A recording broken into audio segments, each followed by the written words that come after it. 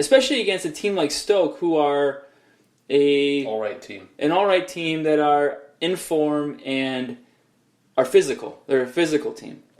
So you want a stronger player. You don't want wispy Neil Taylor guarding your left flank.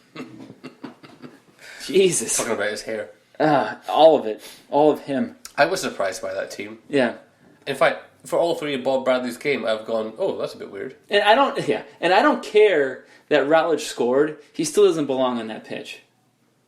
It doesn't matter. Well, because I was thinking, because for the Man United game, because they're going to be starting Rocco and Blint as their centre halves again because of injuries. Mm-hmm. If that Blint's playing on the right, he's going to have problems if he gets someone to attack him in between, in the space behind the right back and on Blint's weaker side. Yeah. You could read. They're going to play Blint on the right side? Because they've got Rocco and Blint. That's because Rocco is mainly a left back and Blint is also more, but he's better. So Blint's playing on the right of the two. Wow, that's good for us, I guess. Well, yeah, but then they're thinking, who's the player you're going to have attacking that space and really making Blint work? Well, here's what I think. It's Routledge. And we talked about this in the forum, and Kevin of Vital Swansea made a very good point. Diamond, right? Yeah. Because we actually have two strikers now, so we can play it properly instead of last year where we just had like a makeshift. Wayne Routledge up top, right? Yeah, and Wayne Routledge and Mo Nubero up top. Or Gomes up top.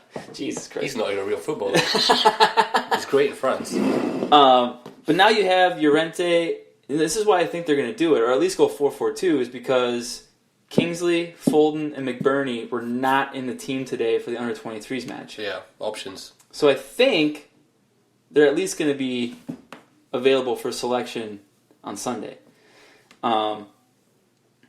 But what I would like to see is a diamond where you have Llorente and Borja up top linking up with Gylfi as kind of like your front three. Yeah. Kingsley and Naughton providing the width, which they both do reasonably well. Yeah. Well, Naughton was golfing Monday, but he was hurt. That's a one-off, yeah.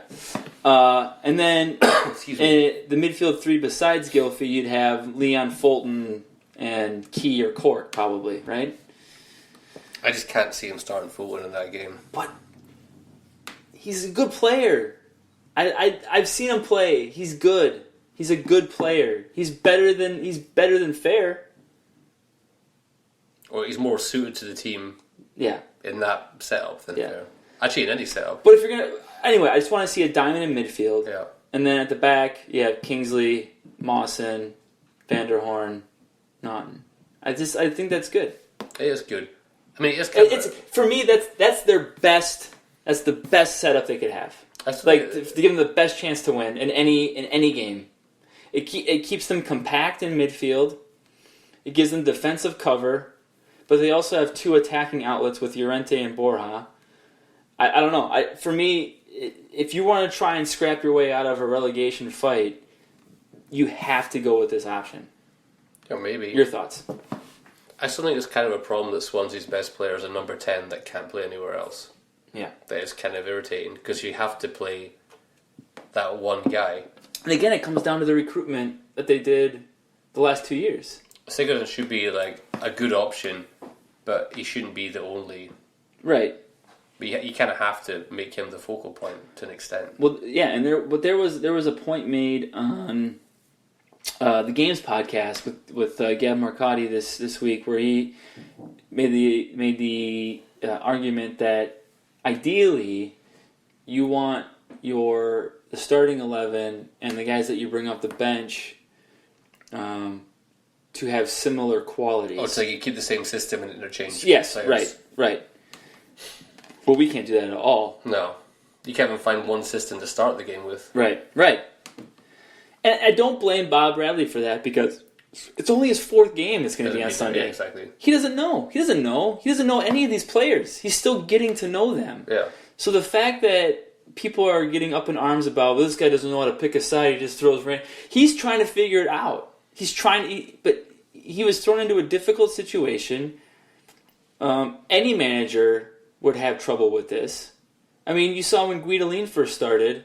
I mean, he had to rely on Alan Curtis, who had been there, to kind of, gradually kind of help him out, ease him into the surely team. Curtis is still there, and he must be still doing that, isn't he? Sure, but I think Bradley's the kind of coach that wants the control of the team. American, and he's looking for input, not looking for how should I do this direction. Yeah. But yeah, Wednesday's going to be Sunday's going to be interesting. I think my heart says 1-1, but that's what you want in your heart. You desire a 1-1. Yeah, I do. I'm sure your heart says like 5-0. Not with this team. But my head says it's gonna be 0-0, and then in the 93rd minute, Wayne Rooney's gonna just head one in off a corner, and it's gonna be devastating. Yeah, that's likely. Yeah. I can see that happening. Yeah, it's gonna be really irritating. So, Dave, your thoughts on this upcoming game? What do you think is gonna happen? I think you'll get a draw. You think so? I think so. A score draw or a goalless draw? Yeah, one of the two. Thanks. Good. No, I mean, it's hard to say. I think that Man United, they need something. They're gash. Yeah. I don't know what's going on. And there's no Herrera for this game. Mm-hmm. Herrera and Mata being probably their best two players. Yeah. So unless Mourinho does what the people want, and by the people I mean me, and do a front three of Rashford, Martial, and Mkhitaryan, or front three, I think. Did I say front two? I might say front two. You say front three. Oh, good. Yeah.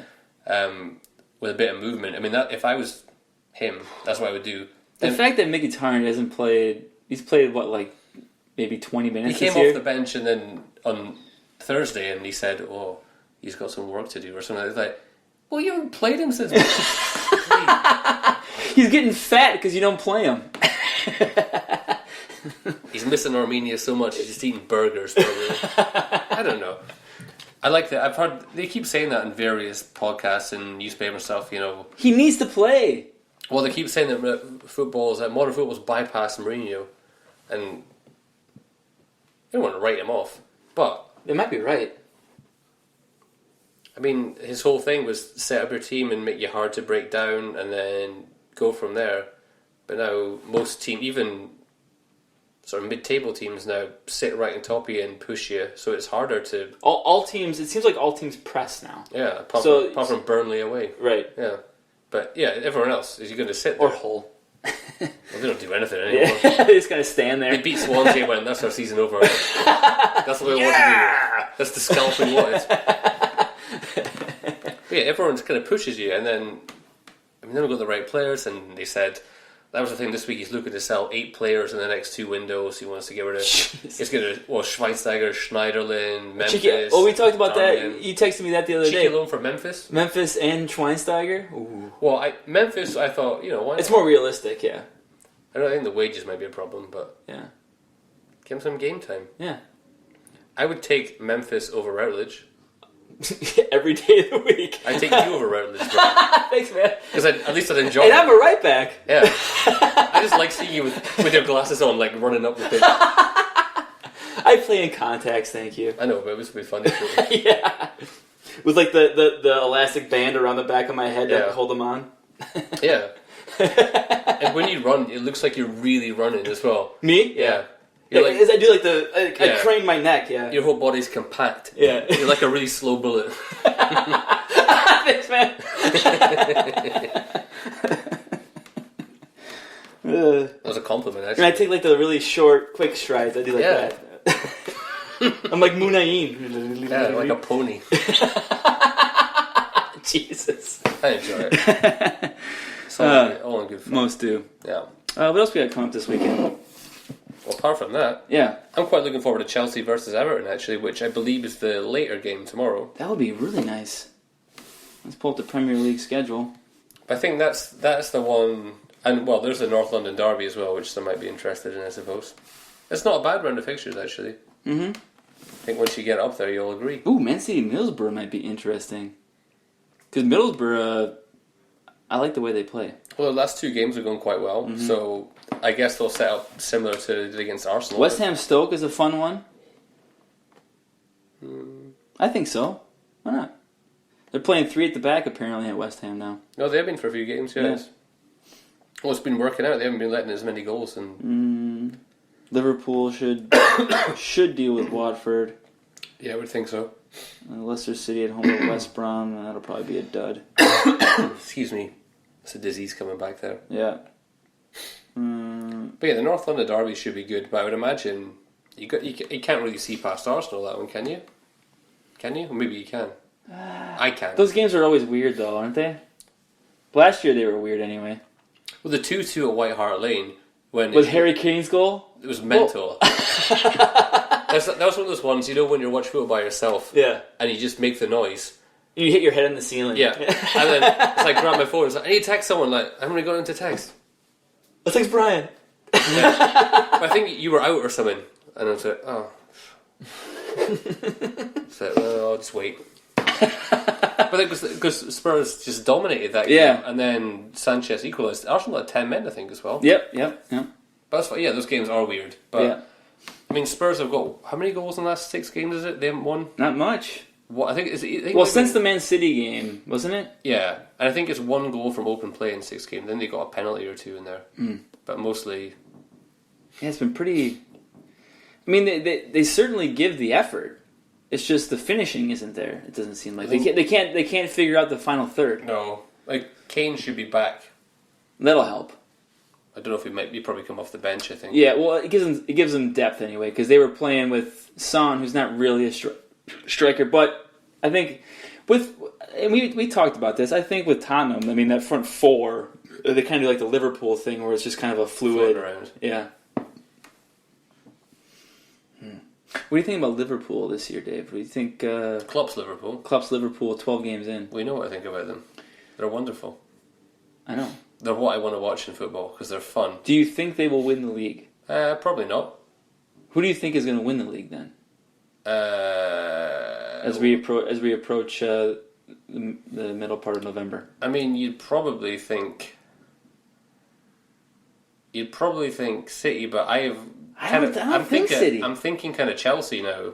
The way they've been playing, they've got this formation that works for them now. Yeah, the formation, and they've grown defensively much more solid. And I'd totally forgotten they haven't played Willian. He's not in this new formation. He was their best player last year. Victor Moses is in their formation. Not Willian. He's been terrific. Yeah, he's been great. What a wingback option. I know, it's just...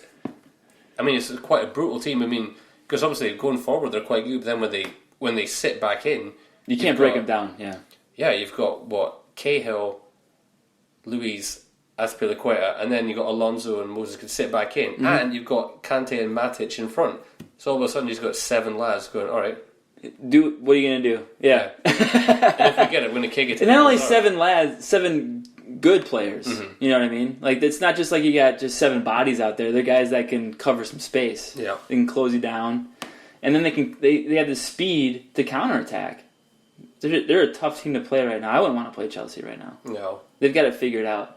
They're doing pretty well, and I think, we'll see how they do against Everton. Yeah. That's going to be they've had some... That'll be a good test for them. They've been playing easier teams recently, the likes of Hull and Man United, so... obviously, they're due a test. And it'll be a good one against Everton. I think... the Guardian had Everton starting as a back 3 for this game. No. Do you think that match them? Well, that's what they were saying, but at least the Guardian never knows what their formation setups are never what they are. I know, but I like the idea of it.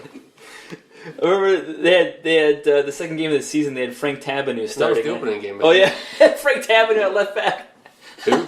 Frank Taberneau who? Terrible. Wow. Well, do you want to get this Ajax thing started? Anything else you want to talk about? What else has been going on? I feel there must have been something else has happened. Obviously not. I don't know. What's going on upstairs? I think it's just wind going past the... Really? That's the wind? Yeah, because it goes in between the... Oh. We've had incredible weather here in Milwaukee, Wisconsin. Typically in November you're dealing with 35 to 45 degree weather. That's Fahrenheit for you Brits. I can translate if you want. Yeah, what is